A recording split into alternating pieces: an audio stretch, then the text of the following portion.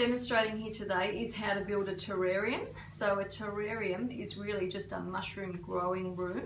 So it's like a little tiny container that you use. The best containers to use are about a 50-litre container that you can pick up at your local hardware store or reject shop, anywhere like that. And what you do is you drill a couple of holes all the way around each side, so a few holes on each side. I've taped these up so that the perlite doesn't fall out in transport, but just putting holes on each side allows the oxygen to come through, and also make sure that you've got a few holes in the lid as well. And then you take your mushroom kit, so you put your mushroom kit in there, and you put in a probably a couple of litres worth of perlite in the bottom. So when you're setting up your terrarium, make sure that you soak the perlite first, and make sure that you then drain it off a little bit and then put it in the bottom of your container. And that perlite is to use to hold the humidity in this container while the mushroom is growing. So what you should do, you can have up to 2 mushroom bags in the terrarium while it's going. It's good to have the same species to do that, but it really doesn't matter. So what you see is I've got a shiitake bag in here at the moment that's finished fruiting, and I've got a sword belt in here, which is the one that I'm demonstrating with today. So this sword belt, which tastes like bacon, that's its claim to fame. What I've done with this is I've put it in my, my fridge, not my freezer. I've put it in my fridge to give it a cold shock, and I've left it in there for 24 hours. And then I have soaked the bag. So I've cut a slit in the bag, and I've soaked it in a bucket for another 24 hours.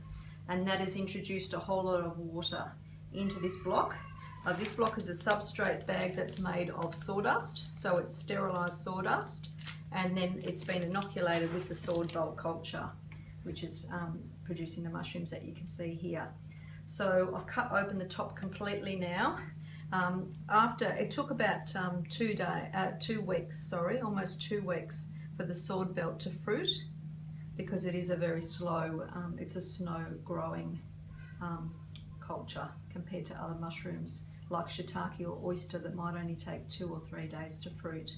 So this sword belt was almost 2 weeks before it started pinning, and then the pins became mushroom heads, and then I was just spraying them. So you just spray them with your misting bottle, and then that will then allow these to continue growing and encourage that mushroom to get bigger, those mushrooms to get bigger and bigger.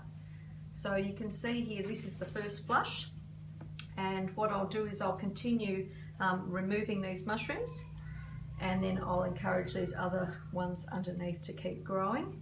And then once they stop growing in another couple of weeks or so, when there's no more mushrooms, I'll then start the second flush cycle, where I'll encourage the mushroom to go through its life cycle again and start fruiting again.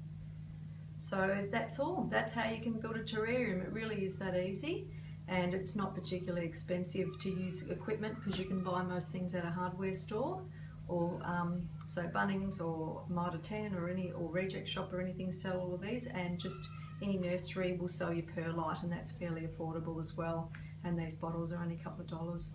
So that's a really easy way to start growing mushrooms at home. Thank you.